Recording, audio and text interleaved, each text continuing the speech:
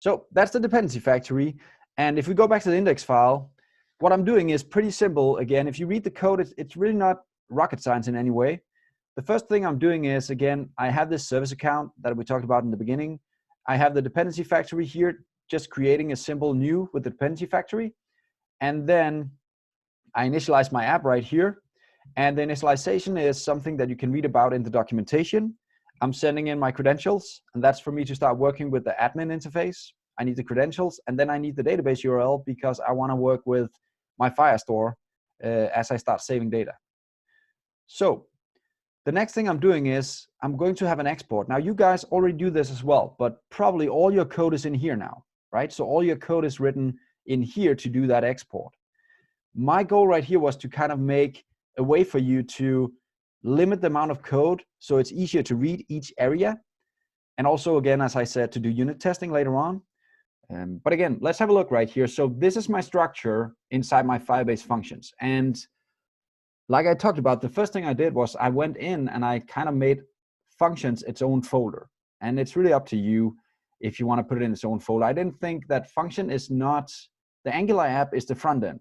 It's not something that has anything to do with the functions, right? The front end is just a way to talk to my Firebase setup.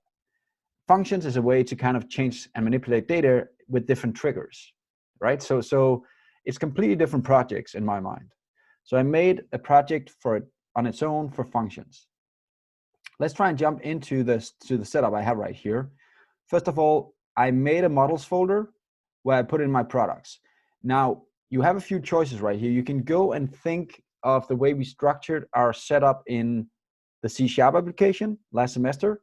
You can do it the same way. You have full control over your folder structure, and it's really up to you.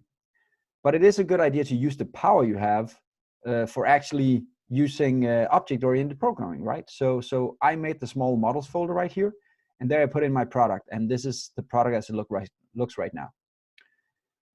I added the UID, and that was because I had a few questions in class about that, so that's why I added it. It's really up to you if you want it in there or not, but it is important when you start working with updates and stuff like that, you might need the ID for the product. But it will already be available in the param, so maybe you don't need it here. I just want to show you guys how you could add it if you wanted to.